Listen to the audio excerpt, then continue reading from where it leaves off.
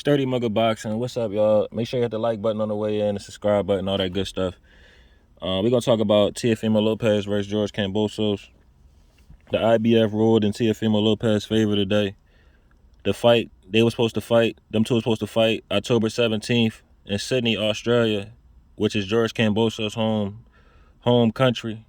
Triller paid a lot of money for this fight, and they trying to generate as much revenue as possible, and they know Australia is going to be a packed house, but that's not fair to the champion in Teofimo Lopez, and he filed, rightly so, he filed a grief about that, and the IBF ruled in his favor today. I don't know, they said that the fight is going to be somewhere where it's not going to be a quarantine period, but it has to be in America, so they might go to Texas with it, they might go to Florida with it. The original fight between the two was supposed to be on June 19th. Teofimo said he caught COVID, he got COVID, so, that's supposed to be in Miami, so they might go back to Miami with it, being that's a heavy Spanish population.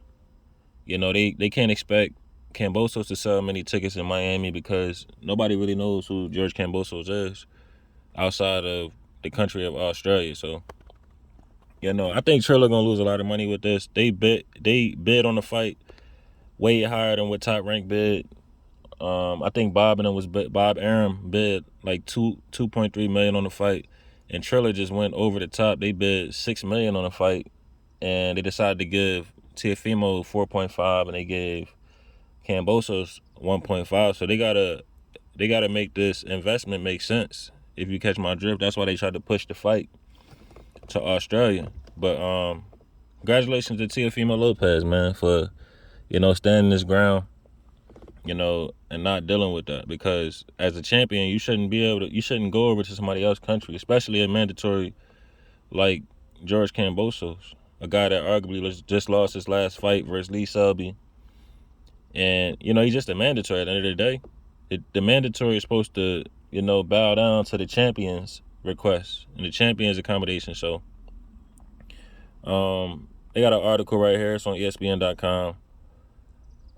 That's basically it. They was talking about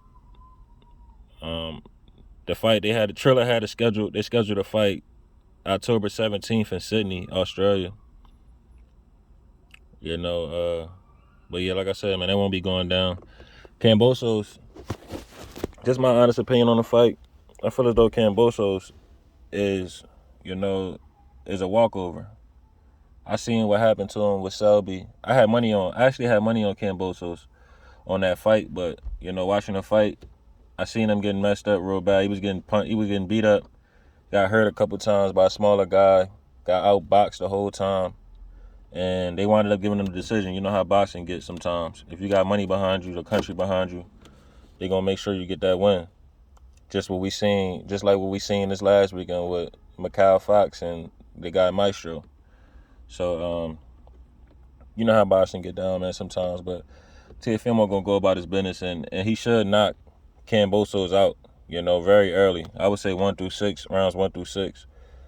He should get Kambosas out of there. But he has to fulfill these mandatory obligations to move on with his career, because he would have to drop the IBF don't play around with their mandatories. So if he decided to not fight Kambosas, he would have to drop that belt, and that would make it that much harder for Undisputed, because Devin Haney has the other belt. I don't know if Bob Arum is going to pursue that fight.